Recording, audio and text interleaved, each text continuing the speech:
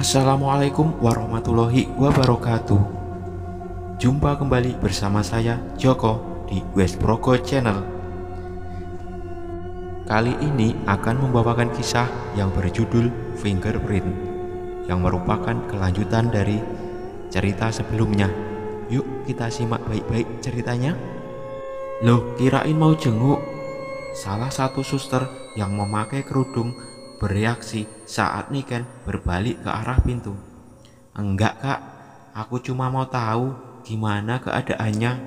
Aku harus cepat-cepat balik ke line karena sebentar lagi bel, sahut Niken yang langsung melangkah keluar.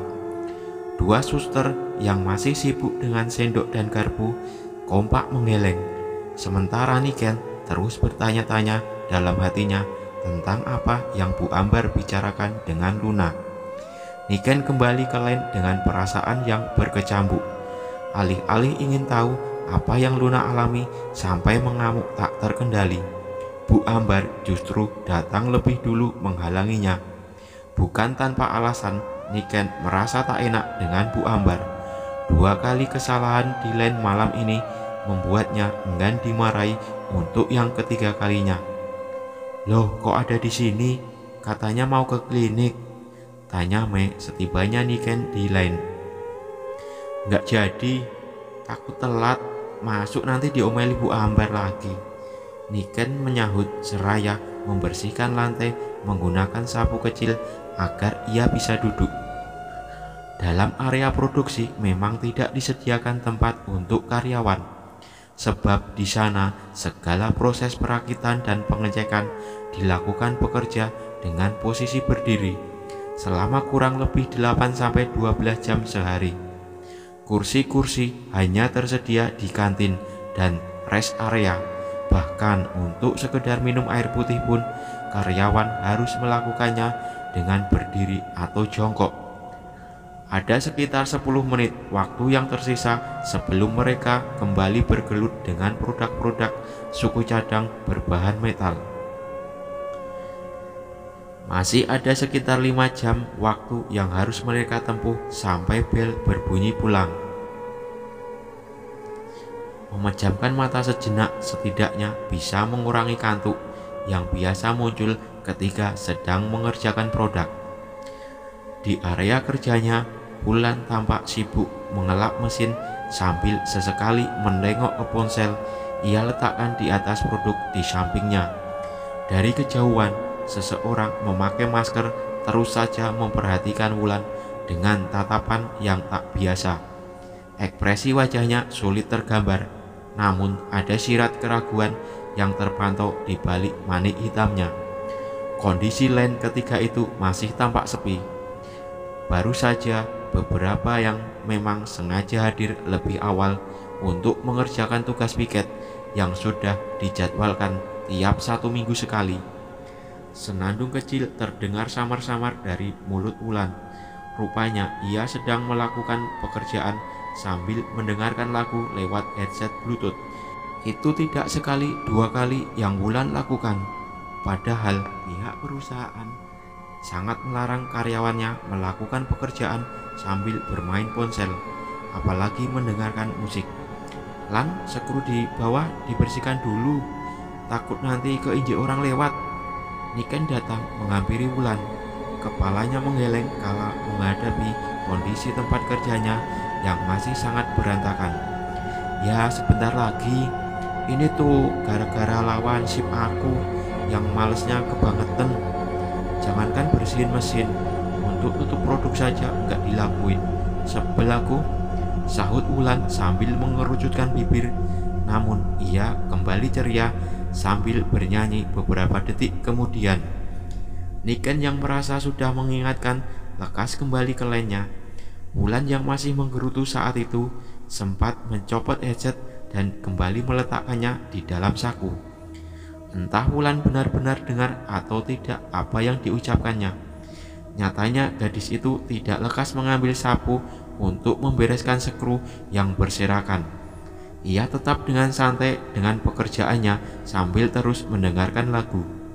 Wulan dengan santainya berlenggang menuju produk di samping mesin tanpa mengindahkan keadaan sekeliling.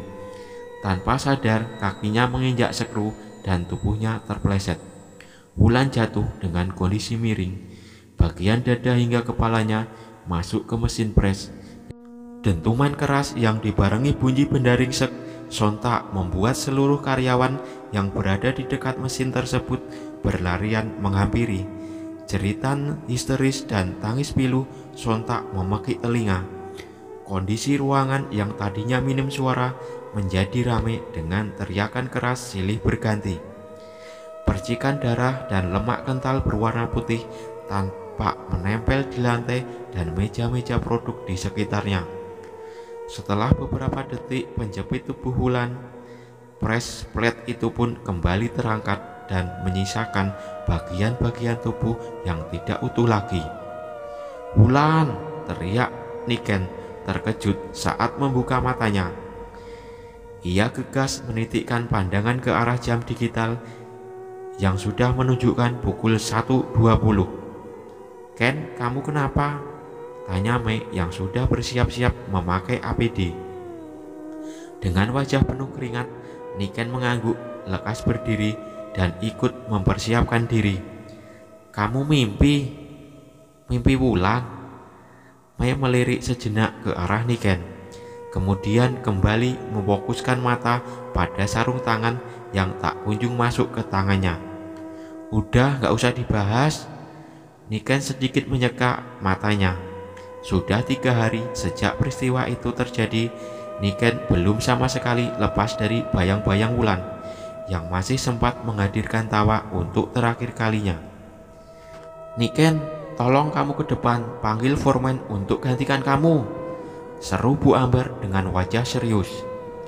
"Loh, memangnya kenapa, Bu?" Niken melirik ke arah Luna yang sedang mengangguk menatap ke arahnya. "Kamu ikut saya ke office, ada yang mau saya bicarakan." Bu Niken melirik sekilas Mei, kemudian beralih menatap Luna seperti berusaha menyelidiki sesuatu. Detup jantung 3 orang yang sedang duduk dalam meeting room seluas 18 meter persegi itu bertalu-talu dengan tempo yang semakin lama semakin cepat. 3 pasang mata yang hampir layu dipaksa tetap membeliak oleh situasi genting yang tak bisa ditunda lagi pembahasannya. Niken dan Luna, 2 gadis yang duduk bersebelahan itu, kompak menyelipkan tangan di antara 2 paha. Hawa dingin yang berasal dari AC di ruangan tersebut membuat keduanya menggigil sampai tak bisa mempertahankan posisi duduk bareng 1 menit pun. Sementara Bu Ambar yang duduk di hadapan mereka terlihat sangat tenang dengan mata yang terus memperhatikan hasil jepretan layar di ponselnya. Foto yang memperlihatkan kondisi Wulan saat kecelakaan, juga beberapa foto bagian mesin yang sengaja diambil untuk proses penyelidikan, kembali dibuka agar memperkuat dugaan terhadap seseorang yang ia curigai. "Kamu yakin ini sarung tangan milik Mei?" Tatapan Bu Ambar langsung tertuju ke arah Luna yang saat itu sibuk meniup-niup telapak tangannya. Luna mengangguk pelan. Sejurus kemudian telunjuknya mengarah ke arah belakang ledernya. Bu Ambar pun terkejut. Airin tiba-tiba muncul di ambang pintu, entah sudah sejak kapan. "Astaga, Rin, kamu bikin kaget saya saja." Leder bertubuh gempal itu terkejut seraya mengusap-ngusap dadanya. Di ambang pintu itu, Airin berdiri membawa 3 cangkir teh hangat pesanan Bu Ambar.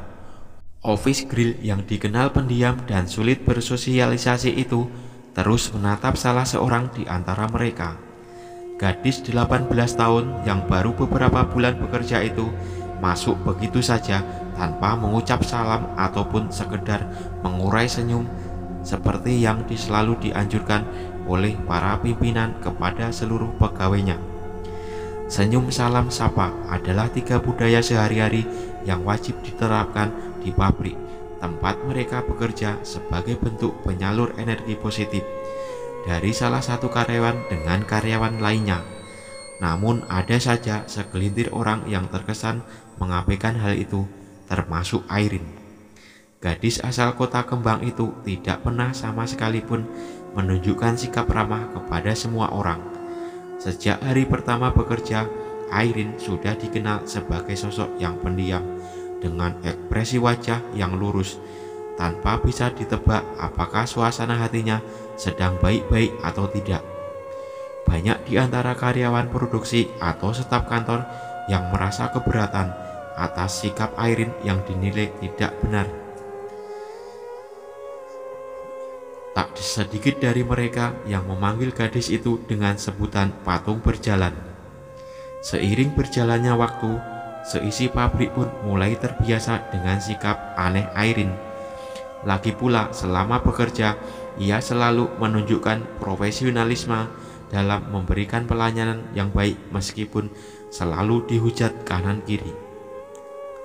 Atasan pun sedikit memberi kelonggaran atas sikapnya. Yang penting ia mampu bekerja sesuai role yang sudah ditetapkan oleh perusahaan. Airin menata cangkir putih di atas meja kayu persegi dengan ekor mata yang tajam mengarah pada Niken. "Punyaku nggak pakai gula kan?" ucap Bu Ambar sambil meraih cangkir yang paling dekat dengannya. Tidak ada jawaban seperti biasanya. Airin justru langsung melangkah keluar setelah selesai meletakkan cangkir ke hadapan Luna. "Nggak punya mulut emang tuh anak?" ditanya malah nggak jawab. Luna mendengus kesal. "Lebih baik begitu, banyak orang punya mulut tapi nggak pernah bisa dijaga omongannya," sahut Niken. "Kalian omong apa toh?" Bu Ambar yang baru menyesap sedikit tehnya merasa tak senang dengan sikap dua gadis itu sampai harus kembali menaruh cangkir di atas meja. Sejak masuk ruangan tersebut, Niken dan Luna memang sudah terlibat selisih paham. Terlebih saat Bu Ambar memberi tanggapan sosok Mei yang Luna kabarkan terlihat berada dekat dengan areal kerja Wulan sesaat sebelum kecelakaan. Malam itu, Luna yang baru saja datang ke areal produksi langsung menyapa Mei yang kebetulan berpapasan dengannya. Sosok yang diketahui memiliki hubungan dekat dengan Wulan dan Niken itu tanpa bolak-balik di sekitar area kerja Wulan dengan gelikat yang aneh. Perempuan itu seperti sedang terburu-buru mencari sesuatu. Luna sempat bertanya padanya sedang mencari apa, tetapi ia tidak menggubris dan langsung pergi ke arah pintu keluar. "Kamu gak bisa nuduh Mei sembarangan. Dia itu orangnya baik. Aku kenal begitu Mei bagaimana orangnya." Niken kekeh membela Mei yang merupakan teman satu kosnya. Malam itu, Luna yang baru saja siuman tiba-tiba memberikan keterangan pada Bu Ambar tentang sosok yang ia curigai sejak awal. Bahkan katanya selama tak sadarkan diri, Luna seperti diperlihatkan secara samar sebelum kecelakaan terjadi dalam mimpinya. Luna bercerita bahwa ia melihat Wulan sedang mengelap mesin sembari bersenandung. Setelah itu ada seseorang perempuan datang memberikan sesuatu pada gadis itu. Entah itu apa, namun ia yakin itu adalah headset. Hal itu diperkuat dengan adanya temuan benda tersebut di saku celana jasad Wulan saat digeledah. "Terus kamu lihat apa lagi?" Niken sedikit mencecar Luna. "Aku lihat ada seseorang menyalakan mesin sebelum Wulan datang, dan itu terbukti dengan temuan potongan laptop di sekitar mesin seperti tertera pada foto di ponsel Bu Ambar." Mendengar penuturan Luna, Bu Ambar lantas mengangguk dengan mata yang terus tertuju pada layar ponsel. "Makanya aku minta Bu Ambar panggil kamu ke sini supaya kita bisa obrolin bareng-bareng untuk menambah saksi mata. Waktu itu kamu lebih dulu datang ke LAN kan? Pasti kamu juga melihat gerak-gerik Mei yang mencurigakan di sana," pungkas Luna. Tapi kenapa kamu bisa bilang potongan laptop itu adalah milik Mei? Kenapa kamu bisa tahu? Niken yang masih tak percaya tak kalah meninggikan suara. Hei, aku kerja di samping Mei. Pada malam itu, aku lihat dengan jelas sarung tangan miliknya sobek di bagian ujung. Luna sedikit tersulut. Apa cuma karena itu? Niken berdecak. Sarung tanganku juga sudah robek di bagian telunjuk. Sering dipakai untuk congkel cover mekanik yang gak dipasang rapi. Niken begitu mengebu-gebu dan mulai tak dapat mengontrol emosinya. Bu Ambar yang sejak awal merasa curiga dengan kasus kematian Wulan akhirnya mendapatkan informasi tambahan yang akan ia bahas pada rapat petinggi perusahaan esok hari. Sudah, kita akhiri ini segera sebelum saya ikut-ikutan naik darah melihat kalian bertengkar, ucap Bu Ambar yang langsung berdiri membereskan ponsel dan laptopnya. Tapi Bu, Luna tampak masih belum puas dengan keputusan ini. Kembali ke lain sekarang, dua foreman punya banyak tugas selain gantian kerja kalian, seru Bu Ambar yang langsung ditanggapi anggukan serentak. Niken dan Luna sama-sama menggeser kursi. Mereka keluar dari ruangan meeting dan langsung menuju LAN tanpa ditemani Bu Ambar. Hanya derap langkah terdengar sepanjang perjalanan mereka. Dua gadis beda karakter itu masih enggan berbicara satu sama yang lain dan memilih untuk diam. Mereka berjalan beriringan, tetapi jarak di antara keduanya terpantau jauh lebih dari 2 meter. Shh!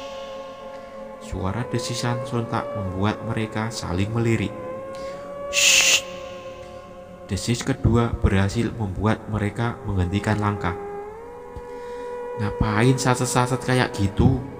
Mau nakut-nakutin aku? Luna menuduh Niken sambil menyilangkan tangan di depan dada. Hah? Aku nakut-nakutin kamu? Halu ya.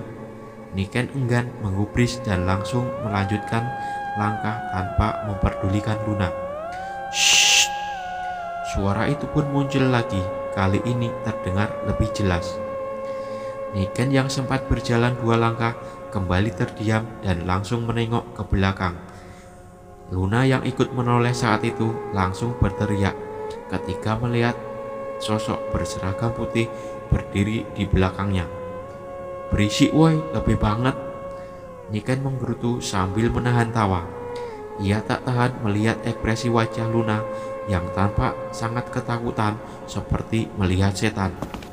Di belakang Niken ternyata ada Airin yang sudah mengikuti mereka sejak keluar dari office. Gadis itu terus mendesis seolah-olah sedang meledek 2 orang yang sedang bertengkar. Lagian kamu ngapain sih? Bikin kaget saja. Luna sedikit mendorong bahu Airin hingga gadis itu terjatuh. Melihat orang di hadapannya kesal, Airin tetap memasang wajah tanpa ekspresi seperti biasanya, sambil menenteng sapu dan penggaruk sampah yang ia melangkah ke arah Niken dan langsung mendekatkan bibirnya ke arah gadis itu. Aku cuma mau bilang, kalian bertiga mau kemana? Bisik Airin lembut. Bertiga? Jantung Niken hampir copot mendengar ucapan konyol gadis itu. Oke, sekarang kita ngomongin si Airin, si gadis misterius. Mari lanjut ceritanya. Airin, si gadis yang dijuluki patung berjalan itu, menanggapi ucapan Luna dengan ekspresi dingin.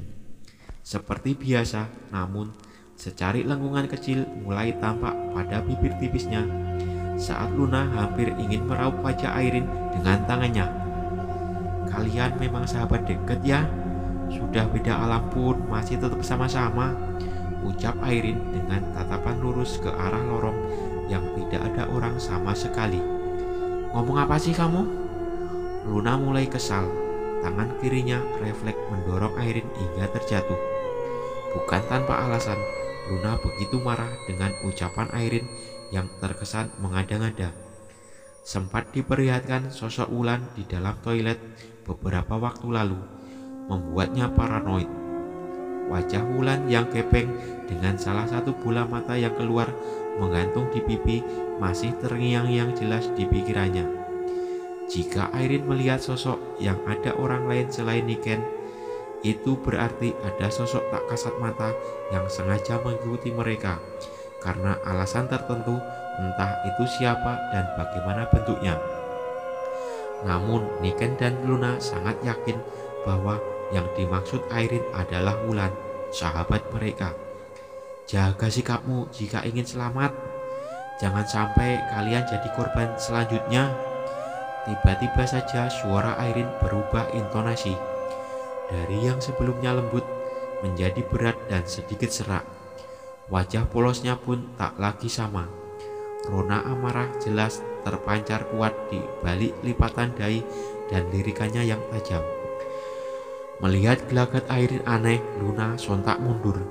Ia sedikit bingung dengan kalimat ancaman yang tiba-tiba dilontarkan oleh Airin. Udah gak usah diladenin, orang kayak dia mah gak ada gunanya, ujar Niken, lalu menarik tangan Luna segera pergi dari sana. Keduanya pun berjalan tanpa memperdulikan Airin yang tiba-tiba saja tertawa, seperti ada yang lucu yang menggelitiknya. Luna hampir saja menoleh kalau saja Niken terlambat memberi aba-aba untuk melihat ke belakang. Jangan nengok, takut nanti tuh cewek tiba-tiba berubah wujud. Niken berbisik ke telinga Luna sambil senyum-senyum. Luna di luar dugaan. Guyonan iseng Niken ternyata berhasil membuat Luna lari terbirit-birit. Melihat ekspresi Luna yang ketakutan, Niken semakin tertawa terpingkal-pingkal. Dasar penakut, mana ada orang yang gak nampak tuh. Niken tak bisa menghentikan tawa. Ia kemudian menoleh ke belakang untuk memastikan teorinya itu benar. Hanya persekian detik setelah wajahnya berpaling, Niken juga ikut lari terbirit-birit menaiki anak tangga sambil terus memanggil-manggil Luna. Rupanya bukan hanya sosok Airin yang tampak. Niken juga melihat sosok wanita berdiri di belakang Airin dengan kepala tengklek. Tak terbayang betapa takutnya Niken dan Luna pada saat itu. Beberapa karyawan yang sedang bekerja pun sampai keheranan melihat keduanya lewat samping lane dengan langkah cepat seperti dikejar-kejar setan. Tidak ada percakapan lagi di antara keduanya. Setelah menunggu air hingga tandas, Niken dan Luna memilih untuk membahas apa yang baru saja mereka lihat, termasuk menyebarkan percakapan antara mereka dan Bu Ambar. Bu Ambar memang melarang mereka membocorkan hal tersebut. Menurut leader itu, semakin sedikit yang tahu, maka akan semakin baik. Niken dan Luna kembali ke lane dengan berusaha seperti biasanya.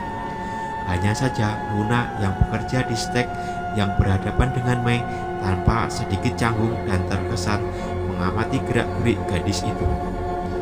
Di dalam ruangannya, Bu Ambar masih betah memandangi layar monitor seorang diri. Di saat teman leadernya yang lain ada di lane, wanita itu justru memilih menyendiri dengan berkas-berkas laporan yang terbelenggai beberapa hari.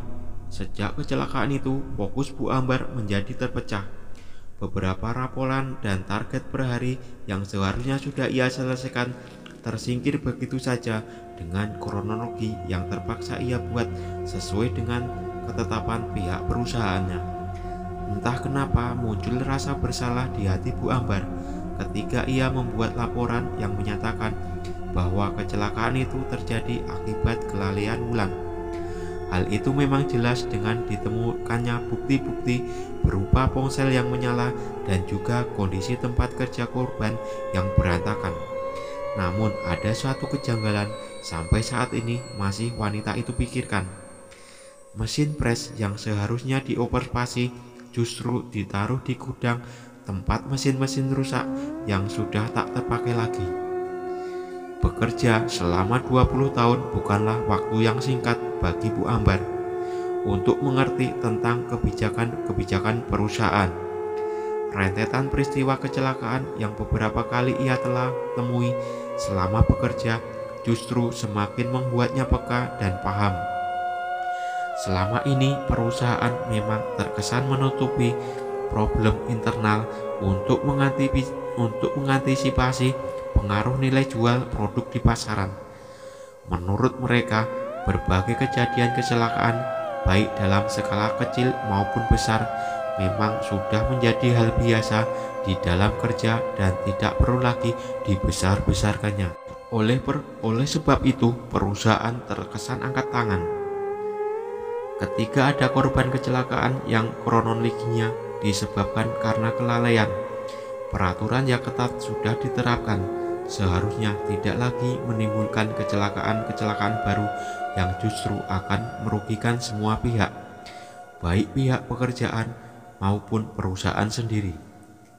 Tunggu sebentar, tiba-tiba saja Bu Ambar mengingat ucapan Pak Joko, kepala bagian maintenance sistem, yang katanya akan melakukan operasi ulang.